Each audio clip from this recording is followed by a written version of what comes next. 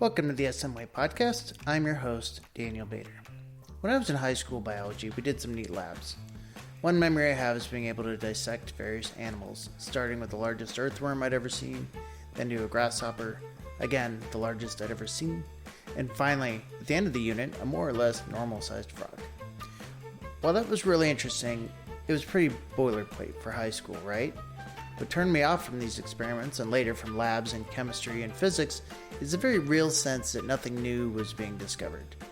We were repeating proven science to practice technique and, I suppose, validate the findings ourselves. That will not be the experience for science teacher Dan Lesniak's AP Environmental Studies students, or career and technology teacher Ben Quartermont's Intro to Tech students. With the financial assistance of a grant and its connections to higher learning, the two teachers and their students are teaming up to do real research on microplastics in water. Let's hear from these two teachers. Okay. Well, Dan Lesniak and Ben Quartermont, welcome to the SMY podcast. Thank you. Thank you. So tell me, what is it you're studying, and how did you guys come to find that grant? And tell me about how we got here. Who wants to go first? I can actually.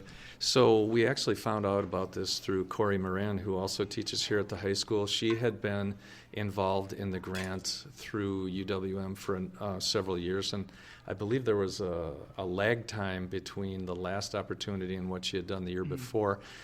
She came to me about her research where she was doing indoor air quality, and that was a unit in my environmental science class that was lacking for good lab materials, so I worked with her on that. I decided to buy a bunch more sensors. We collaborated, and then I decided, hey, if I can make this work, I will.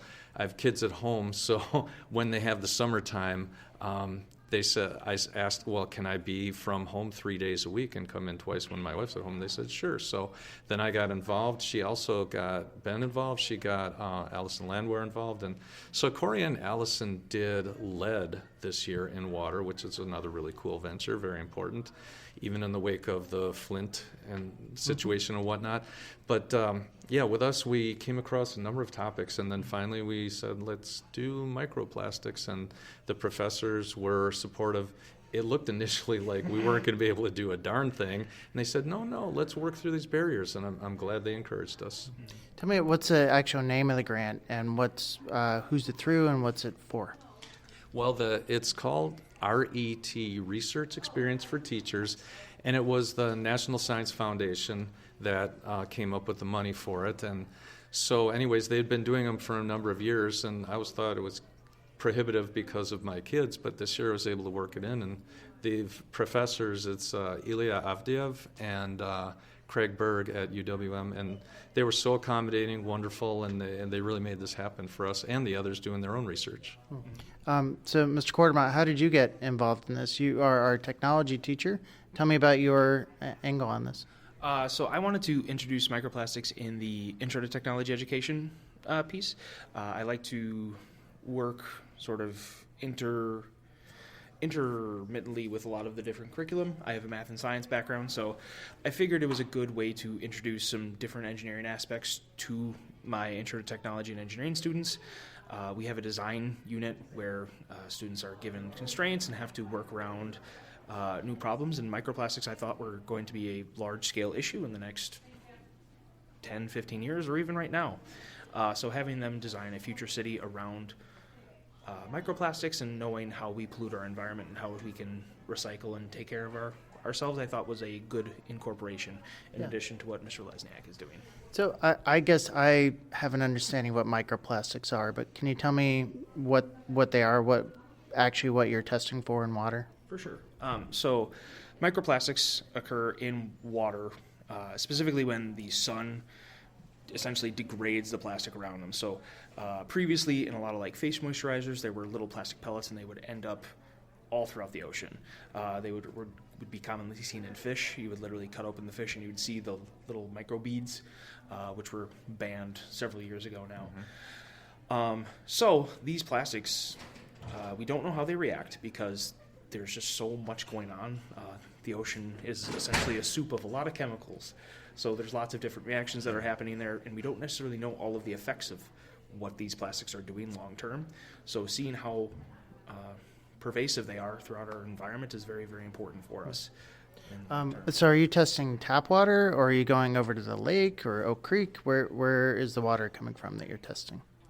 It will be quite a variety of sources. And going back to Ben's point, yeah, I mean, pretty much microplastics are ubiquitous in the environment, and we're finding it in the deepest parts of the oceans, in the Arctic, mountaintops, you name it, in the air.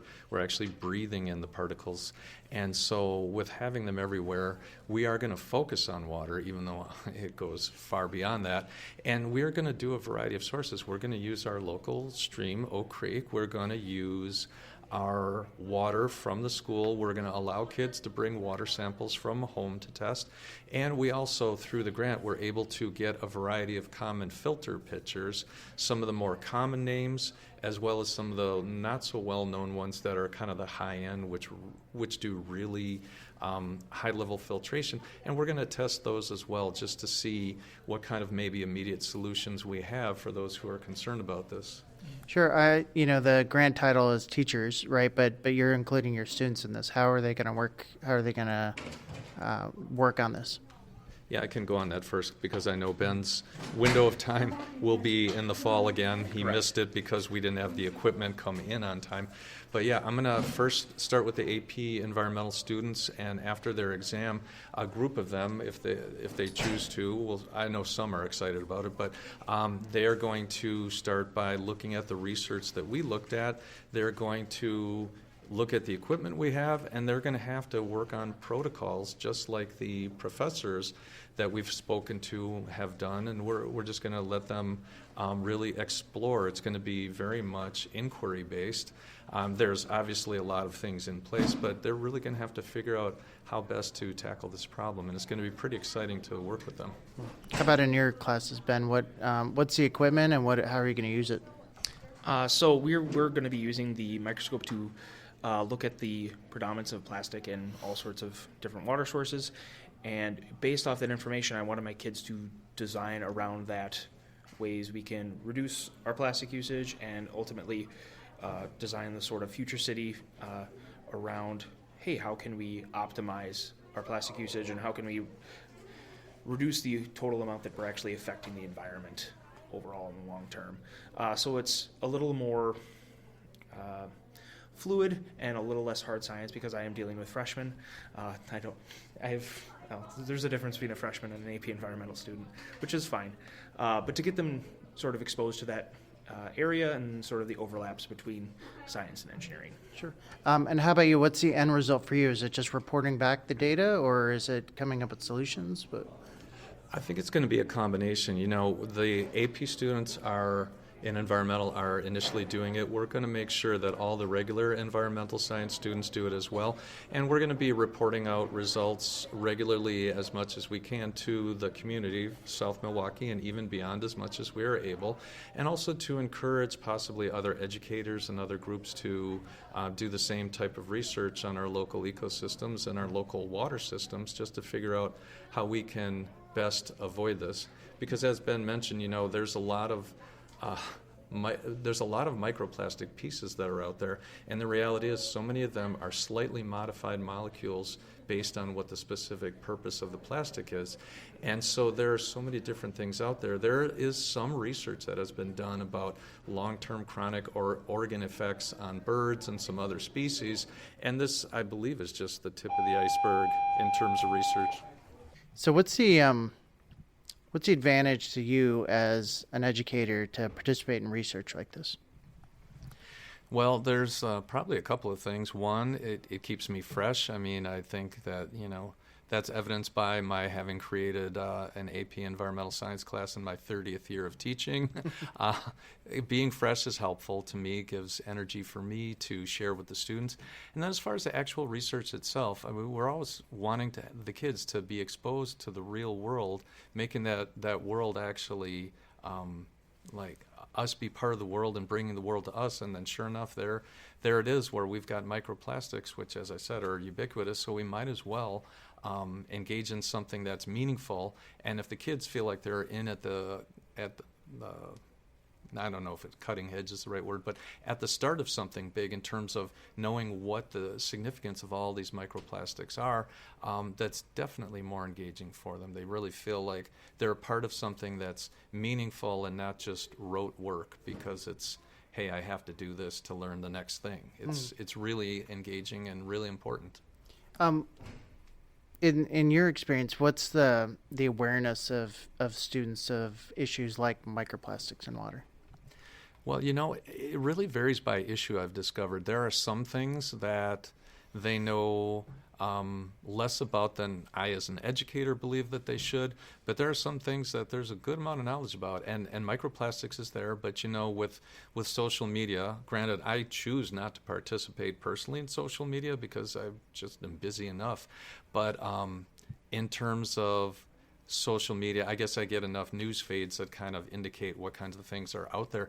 And microplastics is something that is becoming more commonly talked about in various social media, and which is great because at least in certain ways social media is becoming really useful in terms of helping the kids understand, again, those real world issues that we need to pay attention to. Sure. And I guess most of those things on social media are kind of emotional appeals, right? So they'll tell you why it's wrong or why we should pay attention. Maybe not necessarily the scientific details of something, but that at least it clues them into why, at least from a source that they may, I don't want to say trust, but find affiliation with, that this is something that's an issue, right? And then here comes Mr. Lesniak to tell them, hey, we're actually studying these things and we're gonna learn about them and see them in the water. Mm-hmm. Sorry, you were going to say? Yeah, I just had a thought about that because in terms of environmental education, when they kind of look at the levels, they always have this, the hands, hearts, heads approach, where the idea is that grade school kids, it should be hands-on, experiential, getting out there and just becoming aware of their environment. And then the hearts is more the middle school level where they start to make that emotional connection to what really they value. And then the heads part is high school where they start to say, okay, now that we've got this, what are we going to do analytically to find out what the nature of the problem is and then what can we do about it?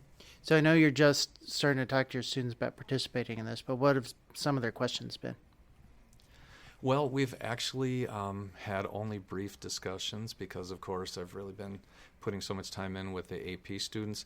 I don't know if there have been a lot of questions so much as acknowledgement along the way that they're aware of the issues and that they're very interested in pursuing it. Interesting. And then we talked a little bit off mic about maybe starting to involve maybe the city or talking to water officials down there who deal with this stuff every day. Mm-hmm. Yeah, that would be a great idea. We've got, standards that are that they're trying to introduce at the federal level with the EPA. We just got news on that the other day. And then, of course, when we're dealing specifically with the issue of microplastics, we start with the community and let's engage with health. Let's engage with anybody, our water treatment facility, and figure out what we're doing so far and what maybe we could do further going forward. Thanks for listening to today's episode. I'm looking forward to a future episode where we meet some of those students and see what they thought about engaging in practical science and contributing to the greater knowledge about microplastics. Thanks also to Dan Lesniak and Ben Quartermont for sharing their time outside a classroom. I'm sure you heard some of the ambient noise of the high school behind me.